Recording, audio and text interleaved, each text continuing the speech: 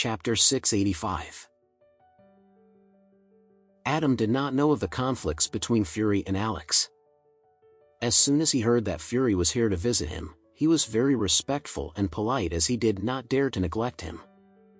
Although he was the spokesperson for the Anderson family in Orris Hill, the other party was none other than the eldest son of the top family in the South region after all. Since Fury has already taken the initiative to come and visit him, Adam felt that he should also entertain him in a very polite and respectful manner. Therefore, he hurriedly said, "Please ask Mr. Whale to come to my office now." The receptionist did not dare to act slowly, and she quickly said to Fury, "Mr. Whale, our chairman, Mr. Smith, invites you to stop by his office. Please come with me." Fury nodded slightly before he followed the receptionist as she brought him to take the chairman's exclusive elevator to Adam's office. As Fury was the eldest son of the Whale family, he naturally had to live in the best hotel if he had to live in a hotel in Orris Hill. It just so happened that the best hotel in Orris Hill was none other than Orem Grand. Therefore, Fury felt that he should also take advantage of this opportunity to visit Adam to build up a connection and relationship with him. When Adam saw Fury coming into his office, he stood up before he smiled and took the initiative to reach out his hand to shake Fury's hand. After that, he greeted him immediately. "I heard that you're usually active in South Haven, Mr. Whale. Why did you decide to come to Orris Hill this time?" Fury sighed before he said, "Well, it's a long story. I don't know who my youngest son, Katza, has offended, and he is down with a very strange illness. The reason why I'm here in Orris Hill is because I hope to be able to come up with a solution to fix this problem." Adam nodded slightly. Of course, he had also heard about Katza's condition and had even watched the video that was circulating online. When Adam suddenly recalled the video that he had seen, he could not help but feel a little nauseous, and he retched involuntarily. Fury also had a very embarrassed expression on his face when he saw Adam's involuntarily retching.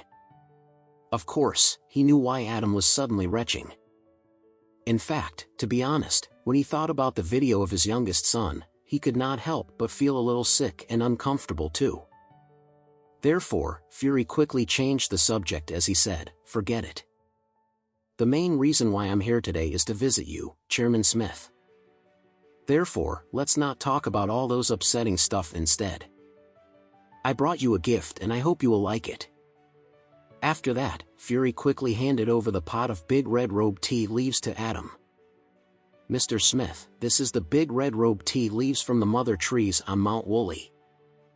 It is one of my most prized possessions, and I usually do not offer it to just anyone else. If you enjoy having tea, you will definitely like this a lot." Adam naturally knew how precious the big red robe tea leaves were. Therefore, he quickly waved his hands as he said, "The big red robe tea leaves are so precious and rare in the market nowadays. Moreover, this is one of your most prized possessions, Mr. Whale. So, how can I possibly accept such a precious and valuable pot of big red robe tea leaves from you?" Fury immediately said, "Mr. Smith, please do not be so polite with me. You are the spokesperson for the Anderson family in Orris Hill and the South region. The Whale family has always looked forward to cooperating and building a connection with the Anderson family. I will also have to count on you to help me to build up a relationship with the Anderson family in the future, Mr. Smith." Adam quickly waved his hands after listening to Fury's words. "I am just a subordinate who is working for the Anderson family. Everything that I do is just within the scope of my responsibilities. Mr. Whale, you are thinking too highly of me." Fury replied sincerely, "Mr. Smith, you are simply too humble."